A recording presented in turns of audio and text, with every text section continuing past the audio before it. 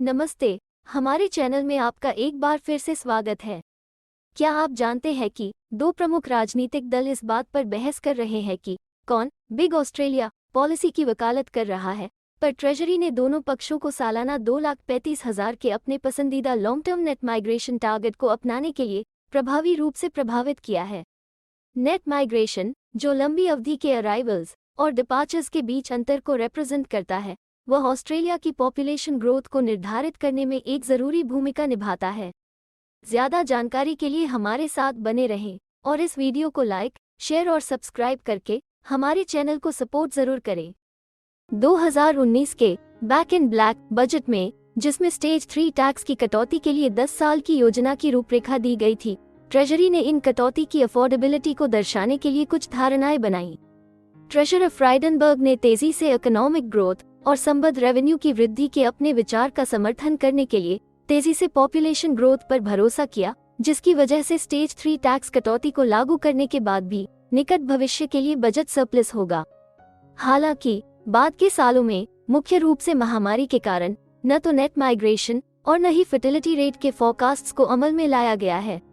जबकि ट्रेजरी ने ऑस्ट्रेलिया का रिप्रोडक्शन रेट प्रति महिला 1.9 तक पहुंचने की उम्मीद छोड़ दी है, उन्होंने बाद में अपनी लॉन्ग टर्म नेट माइग्रेशन धारणा को 2,35,000 सालाना समायोजित भी किया।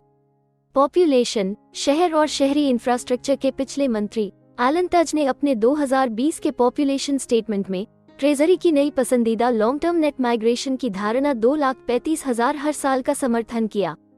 ट्रेजरी ने सटीक रूप से कहा कि ऑस्ट्रेलिया की ऐतिहासिक रूप से लो फर्टिलिटी रेट रिप्लेसमेंट लेवल से नीचे है और फ्यूचर माइग्रेशन या फर्टिलिटी ट्रेंड में सुधार के बिना पॉपुलेशन एक पीढ़ी के अंदर घटने लगेगी।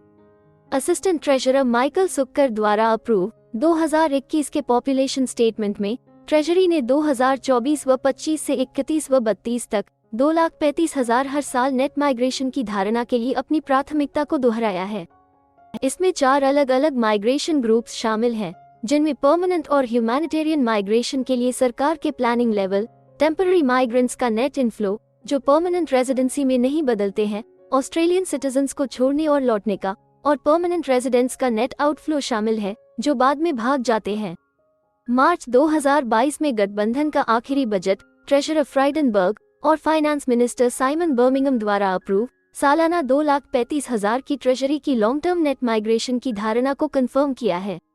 अक्टूबर 2022 में अल्बनीज़ सरकार के पहले बजट ने सालाना माइग्रेशन प्रोग्राम में हर साल जारी किए गए 1,95,000 वीज़ा में बढ़ोतरी की घोषणा की है। हालांकि 2022 व 23 से शुरू होने वाले ट्रेजरी के सालाना 2,35,000 की लॉन्ग टर्म नेट माइग्रेशन की धारणा को नहीं बदला जा सकता है। संक्षेप में, ट्रेजरी ने संकेत दिया कि माइग्रेशन प्रोग्राम में 35,000 स्थानों की बढ़ोतरी का लॉन्ग टर्म नेट माइग्रेशन पर कोई प्रभाव नहीं पड़ेगा। ट्रेजरर जिम चामर्स ने अपने 2022 पॉपुलेशन स्टेटमेंट में इसमें कंफर्म किया है।